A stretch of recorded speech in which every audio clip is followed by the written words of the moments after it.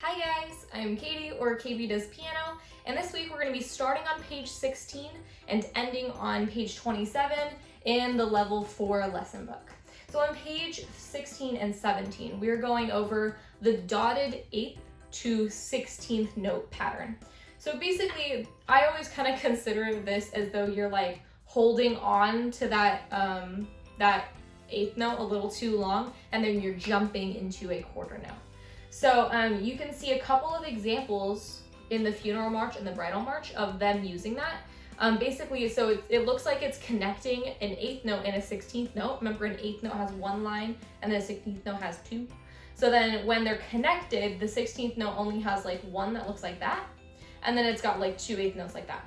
So the 8th note is a dot, which means that it technically gets, when you're counting as a 1 E and a, it's gonna get the 1 E and then the 1 E and is the 16th note.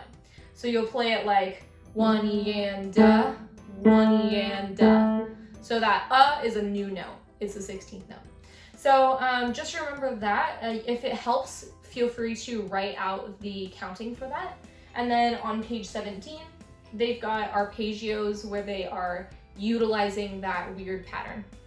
So that'll sound something like 1 E and 2 E and 3 and So it's a little weird. You're like holding on to one note a little too long in it.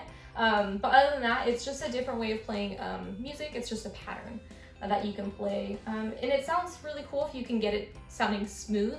Often it'll trip some people up. So practice it a lot, use these as warm-ups. And then on the next page, on 18 and 19, we've got an actual song that is incorporating that pattern.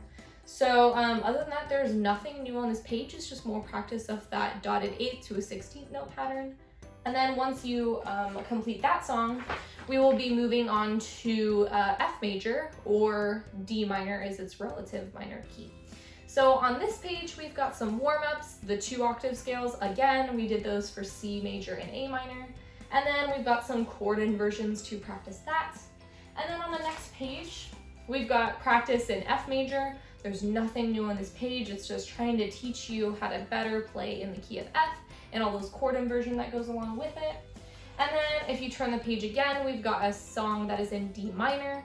On this page, there's really nothing new. There is a first and second ending, so do make sure that you incorporate that. And then we've got one more song we can go through on page 27 called the French Minuet. So this one is in the key of D minor again, but there's really nothing new on this song as well. You can see that it's in the A-B form, so it's gonna have the A section repeated and the B section repeated. But other than that, there's nothing new in this song. There is a little like Italian word at the top called Andantino, and that basically just means a little faster than Andante, which, if you remember, Andante was walking speed. So it's just a little bit faster than walking speed.